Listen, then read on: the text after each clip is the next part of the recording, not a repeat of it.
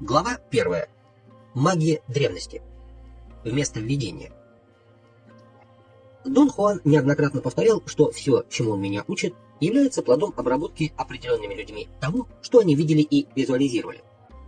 Людей этих он называл магами древности, ясно давая понять, что между ними и магами современности существуют принципиальные различия. К категории магов древности Дон Хуан относил людей, живших на территории Мексики за тысячи лет до конкисты, испанского завоевания. На основании своих величайших достижений они создали магические структуры, отличавшиеся практичностью и конкретностью применения. Дон Хуан говорил, что эти люди были блестящими практиками, но вот мудрости им не хватало. В противоположность древним, маги современности, по словам Дона Хуана, отличаются трезвостью ума и способностью упрощать и совершенствовать магическую практику в тех случаях, когда это, по их мнению, необходимо. Как объяснил мне Дон Хуан, магические предпосылки, из которых развилось искусство сновидения, были разработаны древними магами на основе того, что они увидели естественным образом. Ключевое значение этих предпосылок с точки зрения объяснения и понимания сновидения заставляет меня рассмотреть их еще раз. Поэтому, в силу необходимости, основная часть данной книги посвящена пересмотру и углублению понимания информации, уже излагавшейся мною в предыдущих моих работах. В одном из наших разговоров Дон Хуан заявил, что для оценки реального положения сновидящих и искусства сновидения необходимо отдавать себе отчет в том, почему современные маги прилагают максимум усилий для перевода магии от конкретности к абстрактному. «Что ты подразумеваешь под конкретностью, Дон Хуан?» – спросил я. «Практическую часть магии», – ответил он.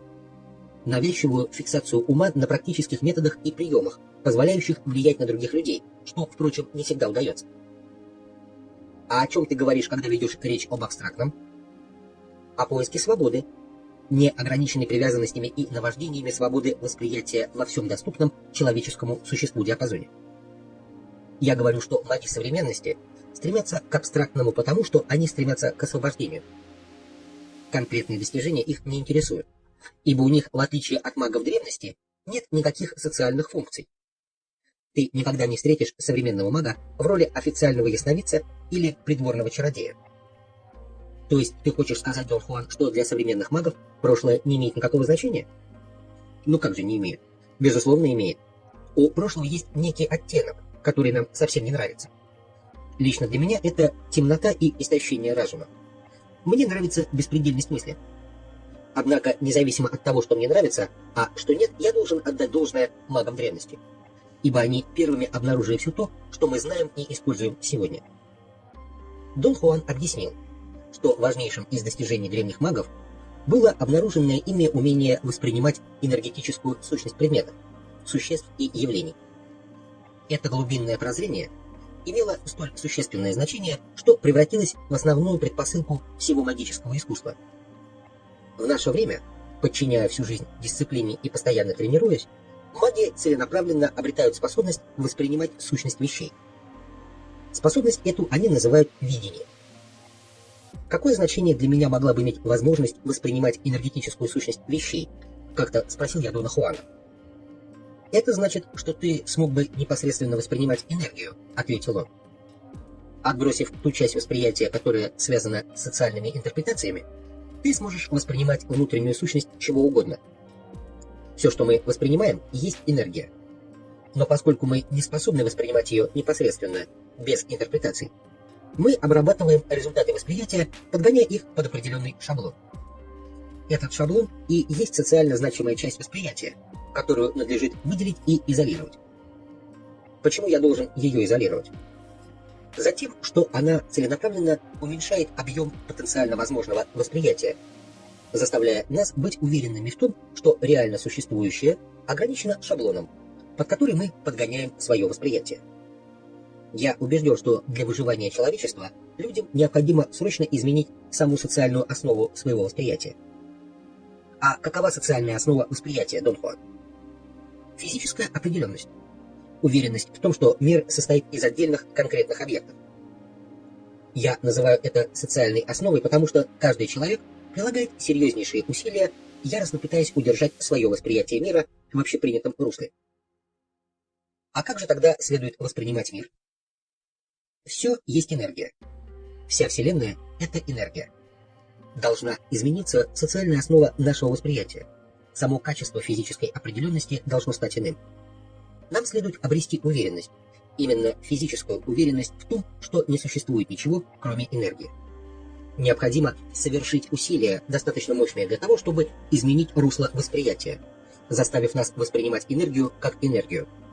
Тогда обе возможности выбора будут в кончиках наших пальцев.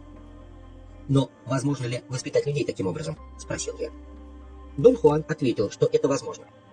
Именно этим он и занимается со мной и другими учениками. Он обучал нас новому способу восприятия, для чего, во-первых, заставлял нас осознавать, что мы обрабатываем результаты нашего восприятия, подгоняя их под определенный шаблон. И, во-вторых, усердно подталкивая нас к непосредственному восприятию энергии. Он заверил меня, что этот метод в значительной степени подобен тому, который используется для обучения нас восприятию мира повседневности. Дон Хуан полагал, что западня социального шаблона, в которую поймано наше восприятие, теряет силу и прекращает работать, стоит только нам осознать природу принятого нами шаблона, унаследованного от предков без малейших попыток критически его исследовать. Неважно, положительным или отрицательным было значение восприятия Вселенной как мира конкретных твердых объектов, но нашим предкам этот режим восприятия был жизненно необходим, сказал он. В течение множества веков мы воспринимали мир именно таким, и теперь в результате вынуждены верить, что именно таковым он и является. Миром, состоящим из обособленных конкретных предметов. «Я не могу представить себе мир другим, Дон Хуан», — пожаловался я. «Для меня он, вне всякого сомнения, мир конкретных твердых объектов. Тем более, что доказать это ничего не стоит. Достаточно один раз врезаться лбом в какой-нибудь из них. Но, разумеется, мир вполне предметен. Мы против этого и не возражаем. О чем же тогда ты говоришь? О том, что в первую очередь мир является миром энергии, и лишь потом миром объектов. Однако, если мы не начнем с предпосылки, гласящей, что мир — это энергия, мы никогда не обретем способности непосредственного восприятия энергии. Нас неизменно будет останавливать отмеченная только что тобою физическая очевидность твердости, составляющих мир объектов. Аргументы эти были для меня загадочны. В то время мой разум просто отказывался принимать к рассмотрению какие бы то ни было пути понимания мира, кроме традиционно привычного. Утверждения Дона Хуана и установки, которые он пытался развить, выглядели в моих глазах неким подобием диковинных теорем, которые я не мог ни принять, ни отвергнуть. Наш способ восприятия — это способ, свойственный хищнику, однажды сказал мне Дон Хуан.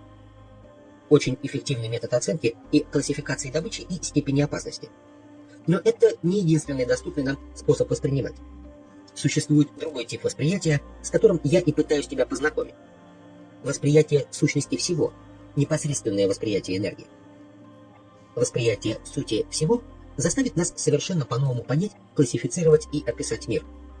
И это новое описание будет гораздо более захватывающим, чем привычное нам нынешнее, а его язык несравненно изощреннее и богаче. Тот более изощренный и богатый язык, о котором шла речь, был языком магических истин, унаследованных Доном Хуаном от его предшественников.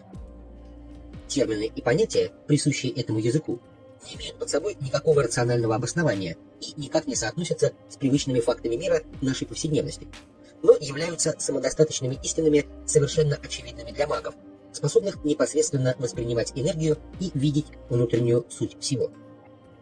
Самым значительным магическим действом для этих магов является непосредственное восприятие сущности Вселенной. Дон Хуан считал, что наилучшим образом ее описали те маги древности, которые первыми ее увидели.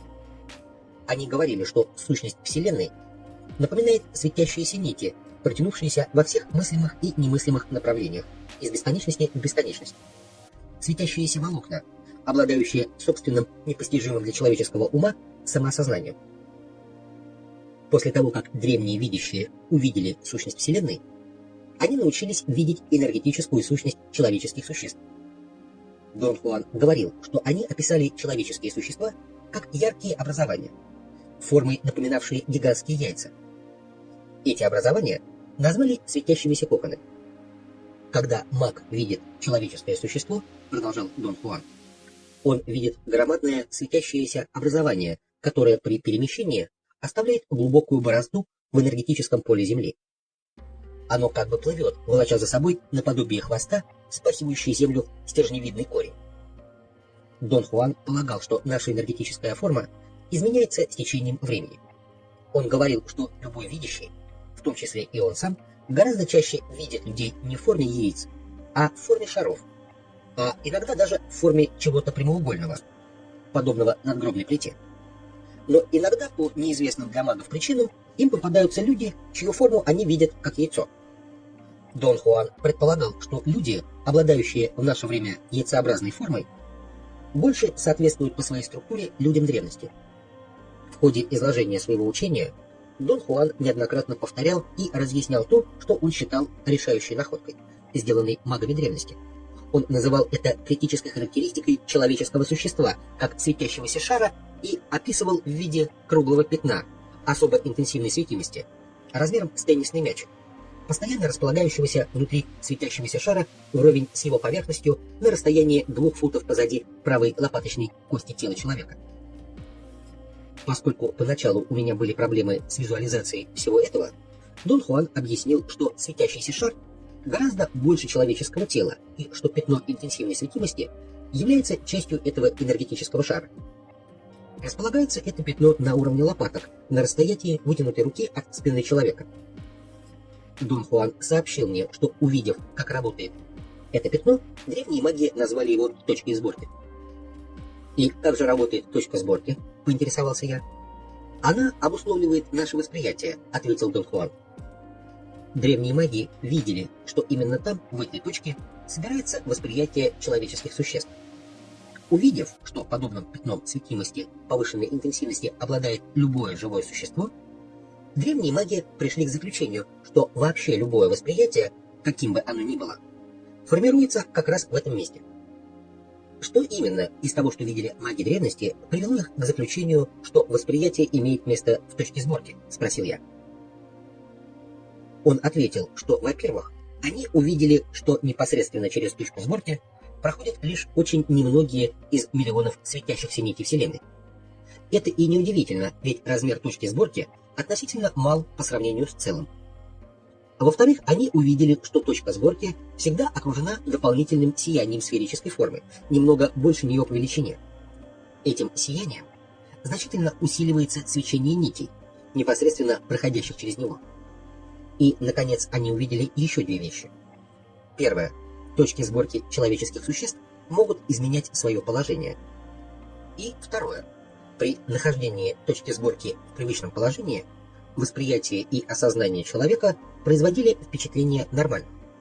Судя по нормальному поведению субъектов, за которыми проводились наблюдения.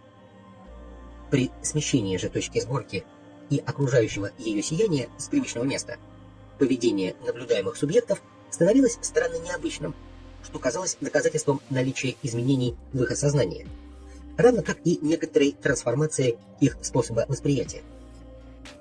Вывод, который древние маги сделали на основании этих наблюдений, был следующим. Чем больше сдвигается точка сборки из своего обычного положения, тем более странным становится поведение индивида, что очевидно следует из необычности осознания и восприятия. «Обрати внимание», — предупредил меня Дон Хуан, — «когда я говорю о видении, то всегда пользуюсь фразами типа «похоже на то, что кажется». Дело в том, что результаты видения настолько уникальны и специфичны, что говорить о них можно только сопоставляя их с чем-то уже нам известным. Он сказал, что наиболее подходящим примером сложности описания увиденного может служить то, как маги говорят о точке сборки и окружающем ее сиянии. Их описывают как зоны светимости повышенной яркости, хотя яркость тут ни при чем, ведь видение осуществляется не при помощи глаз. Однако, чтобы как-то подчеркнуть отличие этих образований от всего остального, говорят, что точка сборки есть световое пятно, окруженное чем-то вроде гало, неким сиянием. Как подчеркнул Дон Хуан, мы настолько скованы привычкой преимущественно визуальному восприятию хищника, что вынуждены интерпретировать все в терминах нормального визуального восприятия, свойственного хищнику, который смотрит глазами.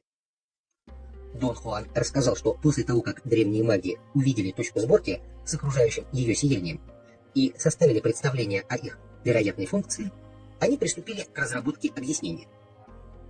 Они предположили, что, фокусируя сферическое сияние на энергетических нитях Вселенной, непосредственно сквозь это сияние проходящих, точка сборки человеческих существ автоматически, без какого бы то ни было предварительно осознанного намерения, собирает эти нити или волокна, формируя из них устойчивую картину воспринимаемого мира.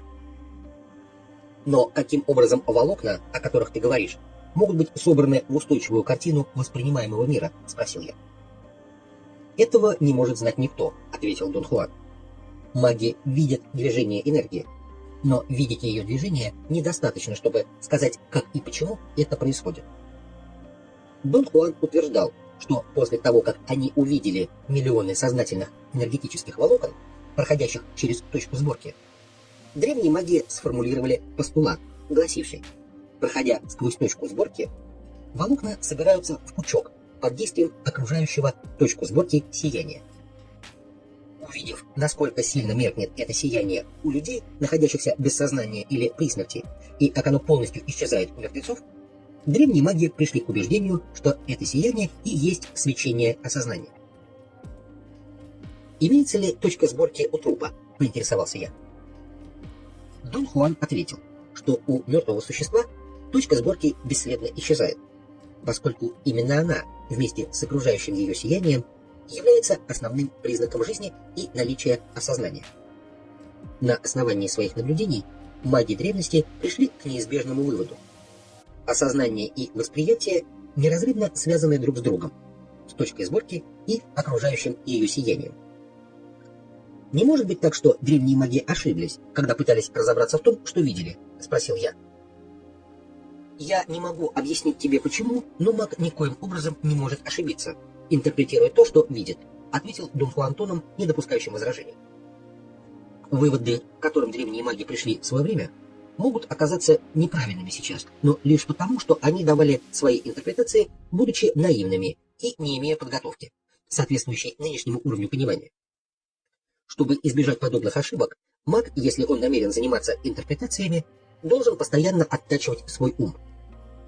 Затем Дон Хуан несколько смягчился и отметил, что, безусловно, гораздо менее опасно для мага оставаться на уровне простого описания увиденного.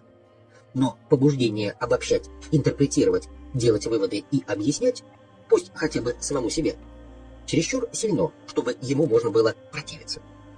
Воздействие смещения точки сборки на энергетическую конфигурацию существ стало еще одним объектом, который маги древних времен принялись изучать с помощью видения. Дон Хуан объяснил, что при смещении точки сборки в новое положение в этом месте формируется новый конгломерат светящихся энергетических волокон. Увидев это, маги древности пришли к выводу, согласно которому восприятие автоматически собирается там, где находится точка сборки, поскольку она всегда окружена свечением осознания. Однако вследствие того, что сборка осуществляется на новом месте и задействует новые волокна, собранный мир не может не отличаться от привычного нам повседневного мира. Дон Хуан объяснил, что древние маги различали два типа смещения точки сборки. Первый тип — смещение в любое положение по поверхности светящегося шара или внутрь него. Такое смещение получило название сдвига точки сборки. Второй тип — смещение точки сборки наружу, за пределы светящегося шара. Это было названо движением точки сборки.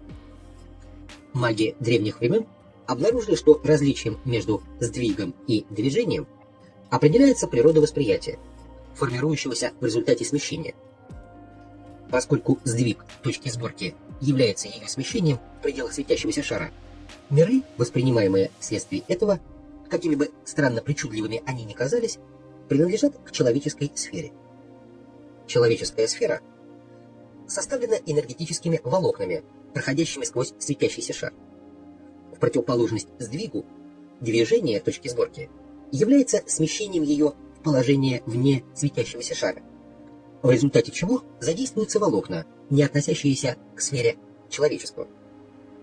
Восприятие этих волокон вызывает в жизни немыслимые непостижимые миры, в которых нет никаких следов чего бы то ни было свойственного человеку. то время проблема получения подтверждений имела для моего разума огромное значение. Поэтому как-то по случаю я заявил: «Ты меня прости, Дон Хуан, однако все, связанное с точкой сборки, кажется мне настолько притянутым за уши, настолько неприемлемым, что я просто не знаю, что мне делать с этим и что об этом думать. Сделать ты можешь только одно — увидеть точку сборки», — парировал он мою тираду. «Видеть не так уж сложно. Основная сложность состоит в том, чтобы пробить стену, которая сдерживает нас и не дает сдвинуться с места. Эта стена существует в уме каждого из нас. А чтобы ее разрушить, все, что нам необходимо, это энергия. Как только мы накапливаем достаточное количество энергии, видение приходит само по себе. Просто случается так, что мы начинаем видеть. Весь фокус в том, чтобы выбраться из крепости удовлетворенности собой и ложного чувства безопасности. Дон Хуан, я вполне отдаю себе отчет в том, какой огромный объем знаний необходим для того, чтобы видеть. Это не просто вопрос наличия энергии. Это есть вопрос наличия энергии. Самое сложное — убедить себя в том, что это возможно. А для этого необходимо верить Нагвалю. Магия тем и чудесна, что каждый маг должен доказать все самому себе на собственном опыте. И я рассказал тебе о принципах магического искусства, отнюдь не с надеждой на то, что ты все это запомнишь. Я рассчитываю на практическое применение тобой этих принципов. Говоря о необходимости верить Нагвалю, Дон Хуан, несомненно, был прав. На начальных стадиях моей 13-летней работы с ним мне труднее всего было принять его мир и его как личность. Ибо это предполагало безраздельную веру и безоговорочное принятие его как Нагваля. Роль Дона Хуана в магическом мире в полной мере описывалась его статусом среди таких же магов, как он. Они звали его Нагвалем. Мне в свое время объяснили, что этим понятием обозначается человек, мужчина или женщина, обладающий энергетической конфигурацией особого типа, которую видящий воспринимает как двойной светящийся шар. Видящие считают, что когда такой человек вступает в магический мир, его избыточная энергия превращается в мерило силы и способности к лидерству. Нагваль, таким образом, является естественным лидером. Его призвание — возглавить группу магов. Поначалу мысль о таком доверии к Дону Хуану выводила меня из равновесия, будучи противоестественной. Когда я сообщил ему об этом, он успокоил меня, сказав, что для него проблема доверия к учителю стояла не менее острой.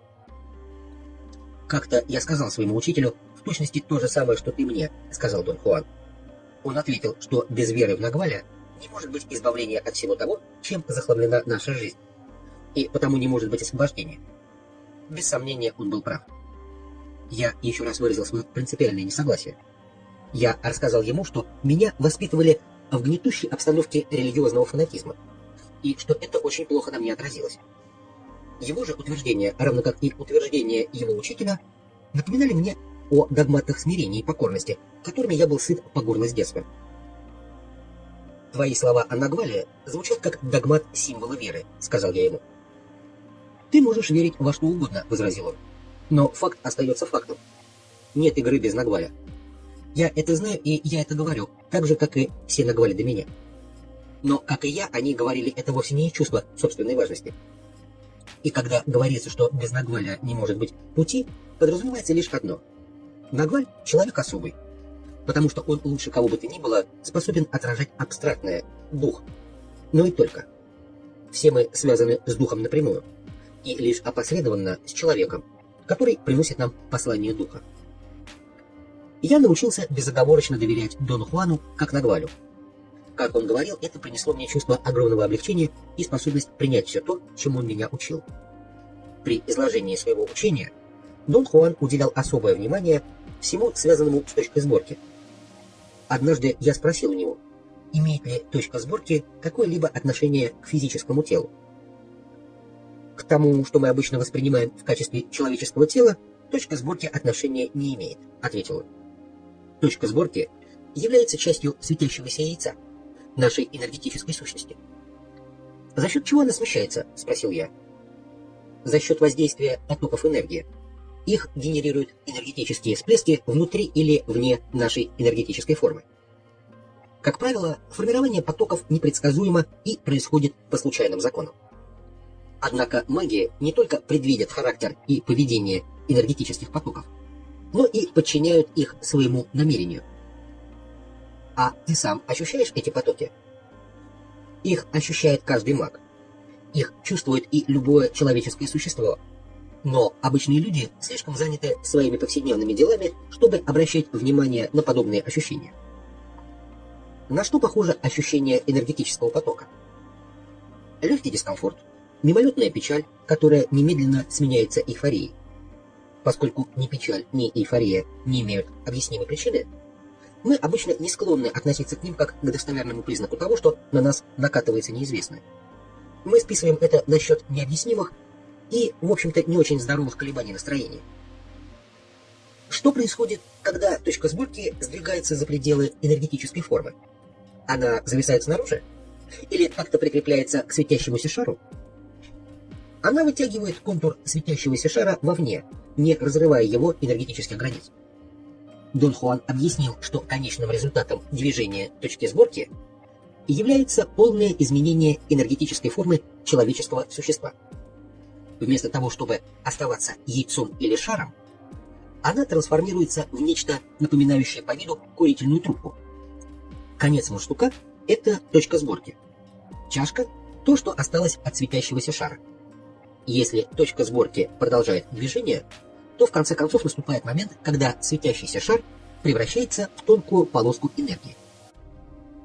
Далее Дон Хуан объяснил, что трансформация энергетической формы – это достижение, на которое были способны только маги древности.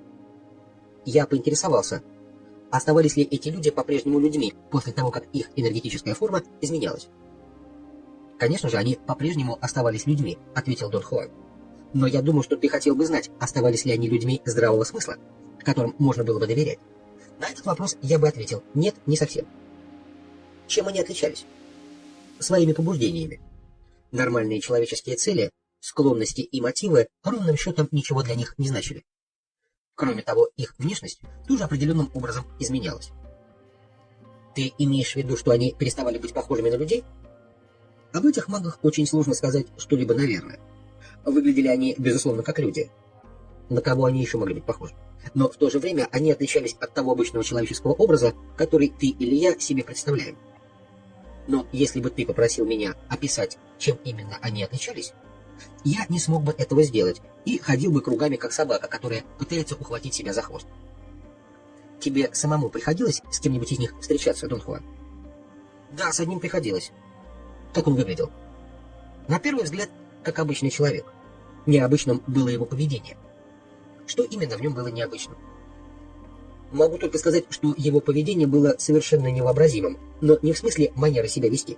Чтобы оценить это, нужно увидеть самому. Но что все те маги были похожи на того, которого ты встречал? Нет, конечно. Я не знаю, какими были другие. Разве что по магическим историям, передающимся из поколения в поколение. А в этих историях они предстают в очень причудливом виде. Чудовищном? Да нет. Говорят, что они были даже привлекательны, хотя иногда и страшноваты. Они больше были похожи на неких неведомых существ. Все мы светящиеся шары, и это делает человечество однородным. А те маги не были более шарами, но стали полосами энергии. Они пытались сворачиваться в кольца, но это им не вполне удавалось. И что же с ними в конце концов случилось, Дон Хуан? Они вымерли? В магических историях говорится, что поскольку им удалось растянуть свою энергетическую форму, продолжительность существования их сознания также растянулась. Так что они живы и по сей день находятся в сознании. Даже ходят рассказы о том, как они периодически объявляются на земле среди людей. А сам ты что об этом думаешь, Дон Хуан? Для меня это чересчур эксцентрично. Меня интересует свобода. Свобода раствориться в бесконечности, сохранив осознание. С моей точки зрения, эти древние маги были существами экстравагантными, одержимыми и капризными. Они попались на удочку своих же собственных манипуляций. Но ты не позволяй моему личному мнению сбить тебя с толку, ибо нет ничего равного достижениям магов древних времен. По крайней мере, они доказали, что потенциальные возможности человека более чем достойны серьезного отношения. Еще одной темой объяснений Дона Хуана была необходимость энергетической однородности и внутренней связи для адекватности восприятия. Он утверждал, что человечество воспринимает известный нам мир в том виде, в котором мы его воспринимаем, только благодаря тому, что все мы обладаем одинаковыми характеристиками энергетической однородности и внутренней связи. Мы автоматически обретаем соответствующие энергетические характеристики в процессе воспитания и относимся к ним как к чему-то само собой разумеющемуся. И мы не отдаем себе отчета в их жизненно важном значении до тех пор, пока не сталкиваемся с возможностью восприятия миров, отличных от того, который нам известен. Но когда это происходит, мы со всей очевидностью осознаем, что для адекватности и полноты восприятия новой реальности нам требуются новые характеристики энергетической однородности и внутренней связи. Я спросил, что такое однородность и внутренняя связь. Он ответил, что под однородностью понимается однородность формы. Все человеческие существа на Земле обладают формой шара или яйца, а тот факт, что человеческая форма сохраняет компоновку шара или яйца, говорит о наличии у человеческого энергетического поля определенной внутренней связи. Примером формирования нового типа энергетической однородности и внутренней связи может служить трансформация энергетической формы древних магов. Новые характеристики однородности обусловили их превращение в полосу. Все они как один сделались полосами, а новые характеристики внутренней связи позволяют им сохранить новую форму, оставаясь полосами. Сочетание же новых характеристик однородности и внутренней связи на уровне энергетической полосы позволяют древним магам воспринимать новый непрерывный мир. Каким образом приобретаются соответствующие характеристики однородности и внутренней связи? Спросил я. Ключом является положение точки сборки, вернее, ее фиксация, ответил Дон Хуан. В тот раз он не захотел вдаваться в детали. Поэтому я спросил, могут ли древние маги восстановить себя в форме яйца. Дон Хуан ответил, что был момент, когда они могли это сделать, но не захотели. А затем линейная внутренняя связь закрепилась, и возвращение стало невозможным.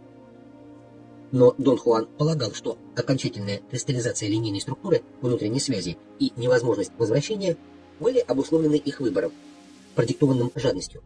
Дело в том, что объем восприятия и возможностей этих магов был в астрономическое число раз более обширным, чем объем восприятия любого обычного мага, не говоря уже об обычном человеке. Дон Хуан объяснил, что для существа шарообразной энергетической формы сферой человеческого является весь объем в пределах границы шара, сквозь который проходят энергетические волокна. В нормальном состоянии мы воспринимаем не всю сферу человеческого, но, наверное, не более 1/1000 ее общего объема. С учетом этого факта, очевидным становится невероятный масштаб достижения древних магов, умудрившихся растянуть себя в полосу, захватывающую в 1000 раз больше волокон, чем шар, и при этом научившихся воспринимать все проходящие сквозь них волокна. По настоянию Дона Хуана, я изо всех сил старался понять новую для меня модель энергетической конфигурации. Он втолковывал мне ее снова и снова, и, наконец, я кое-как справился с идеей энергетических волокон, существующих внутри и вне светящегося шара.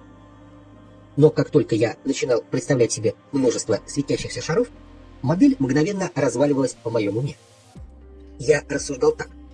Те волокна, которые являются внешними для одного светящегося шара, частично окажутся внутренними для другого шара, смежного с первым. Получалось, что при достаточно большом количестве шаров внешних волокон вообще не может быть, ибо все они окажутся внутри соприкасающихся друг с другом шаров. «Понимание всего этого не является упражнением для разума», — сказал Дон Хуан, внимательно выслушав мои доводы. «Вряд ли я смогу объяснить, что именно имеют в виду маги, говоря о волокнах внутри и вне человеческой формы. Когда видящий видит человеческую форму, он видит один единственный шар энергии. Твое представление относительно множества шаров продиктовано привычкой воспринимать людей как толпу. Но в энергетической вселенной толп не существует. Там есть только отдельные индивидуумы, одинокие, окруженные безграничностью. Ты должен увидеть все это сам». Я возразил, что с его стороны ни к чему говорить мне о самостоятельном видении, поскольку он знает, что я на это не способен. В ответ он предложил мне одолжить у него немного энергии и воспользоваться ею для того, чтобы увидеть. Как я могу сделать это, одолжить у тебя энергию? Очень просто. Я могу заставить твою точку сборки сдвинуться в новое положение, более подходящее для непосредственного восприятия энергии. Это был первый на моей памяти случай, когда он намеренно заговорил о том, что все время делал. Вводил меня в некоторое непостижимое состояние осознания, которое он называл вторым вниманием, и которое бросало вызов всем моим понятиям о мире и о самом себе. Итак, чтобы заставить мою точку сборки сдвинуться в более подходящее для непосредственного восприятия энергии положение, Дон Хуан хлопнул меня по спине между лопаток с такой силой, что у меня перехватило дыхание. Мне показалось, что я либо провалился в обморок, либо заснул. Вдруг я обнаружил, что смотрю, или что мне снится, будто я смотрю на что-то в буквальном смысле неописуемое. Это нечто распространялось во все стороны бесконечно. Оно было образовано чем-то, что напоминало световые струны, но не было похоже ни на что, когда-либо мною виденное или даже воображаемое. Когда я вновь обрел дыхание, а может быть проснулся, Дон Хуан, выжидательно посмотрев на меня, спросил: «Что ты видел?» Я совершенно искренне ответил: «Твой удар заставил меня увидеть звезды». Услышав это, Дон Хуан согнулся пополам от хохота. Потом он отметил, что я просто еще не готов справиться с восприятием необычных вещей. «Я заставил твою точку сборки сдвинуться», — продолжал Дон Хуан. «И в течение мгновения ты созерцал в сновидении энергетические волокна Вселенной. Но тебе пока что не хватает то ли дисциплины, то ли энергии на реорганизацию характеристик, однородности и внутренней связи». Древние маги были непревзойденными мастерами такой реорганизации. Именно за счет этого им удавалось увидеть все, что только вообще способен увидеть человек. Что значит реорганизовать характеристики однородности и внутренней связи? Это значит войти в состояние второго внимания, удерживая точку сборки в новом положении и не давая ей сдвинуться в исходное. Затем Дон Хуан остановился на традиционном определении второго внимания. Он сказал, что вторым вниманием древние маги назвали результат фиксации точки сборки в новом положении. Они рассматривали второе внимание как полноценную сферу деятельности, подобную обычному повседневному вниманию. Дон Хуан подчеркнул, что маги действительно обладают двумя полноценными сферами деятельности. Одна из них, небольшая, называется первым вниманием, осознанием мира повседневности или фиксацией точки сборки в привычном положении. Вторая сфера деятельности гораздо больше первой. Это второе внимание, осознание иных миров или фиксация точки сборки в огромном множестве всех возможных положений.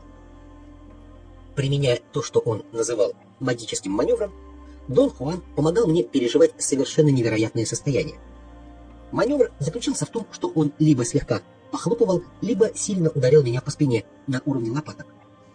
Как он объяснял, удары смещали мою точку сборки. Для меня такие смещения означали переход осознания в беспокоящее состояние ни с чем не сравнимой ясности. Состояние сверхсознания, продолжавшееся недолго, но позволявшее мне постигать все, что угодно с минимальными усилиями и минимальной подготовкой. А восприятие мое в этом состоянии по большей части напоминало странные сны, необыкновенно интенсивные по сравнению с нормальным состоянием осознания. Дон Хуан оправдывал неизбежность такого маневра тем, что основные понятия и базовые процедуры маг может изложить своему ученику только когда тот находится в нормальном состоянии сознания. Но для того, чтобы ученик усвоил подробное абстрактное объяснение, маг вынужден переводить его в состояние второго внимания. Обычно ученик совершенно не помнит объяснений, полученных им во втором внимании, но они, тем не менее, накапливаются где-то в его памяти и там хранятся в неизменном виде. Маги научились использовать это кажущееся странным свойство памяти, превратив процесс восстановления в сознательной памяти того, что происходило с ними во втором внимании, в одну из самых сложных и трудновыполнимых традиционных задач магии. Это кажущееся странным свойство памяти, а также трудновыполнимость задачи вспоминания, маги объясняют следующим образом. Каждый раз, когда человек входит во второе внимание, его точка сборки оказывается в новом положении, до этого ей незнакомом. Вспомнить значит повторно сдвинуть точку сборки в то место, где она была во время пребывания человека во втором внимании. Дон Хуан заверил меня, что маги могут не только абсолютно полностью восстановить все содержимое памяти, но также оживить любое переживание, когда-либо испытанное ими во втором внимании. Для этого они намеренно сдвигают точку сборки в нужное положение. И еще Дон Хуан говорил, что на выполнение задачи восстановления содержимого памяти у магов уходит вся жизнь. Когда я находился во втором внимании, Дон Хуан давал мне подробнейшие объяснения относительно искусства магии. Он знал, что точность и корректность этих объяснений останутся со мной, вероятнее всего, в нетронутом виде на всю мою жизнь. По поводу вероятности их сохранения Дон Хуан говорил: восприятие человека, находящегося во втором внимании, подобно восприятию ребенка. Поэтому то, что мы узнаем, остается с нами на всю жизнь. Привычка – вторая натура, как мы говорим о чем-то усвоенном в раннем возрасте. С позиции своего нынешнего знания я понимаю, что Дон Хуан заставлял меня входить в состояние второго внимания так часто, как только мог, и на, возможно, более продолжительное время, для того, чтобы подольше поддержать мою точку сборки в, возможно, большем количестве разных положений и научить меня адекватному восприятию при сдвинутой точке сборки. Другими словами, его целью было заставить меня реорганизовать свою однородность и внутреннюю связь. Бесчисленное количество раз я воспринимал все так же точно и ясно, как я воспринимаю мир повседневности в обычном состоянии осознания. Проблемой для меня было возведение моста между моими действиями во втором внимании и моим обычным осознанием. Чтобы понять, что же такое есть второе внимание, мне понадобилось потратить массу времени и сил. И не столько вследствие сложности и замысловатости второго внимания, которые сами по себе весьма усложняли ситуацию, сколько потому, что мне было до невозможности трудно вспомнить не только то, как я входил в состояние второго внимания, но даже то, что такое состояние вообще существует. Еще одним прорывом, который, по утверждению древних магов, имел фундаментальное значение и о котором Дон Хуан рассказывал мне самым подробным образом, было сделанное древними магами открытие того, что точка сборки очень легко смещается во время сна.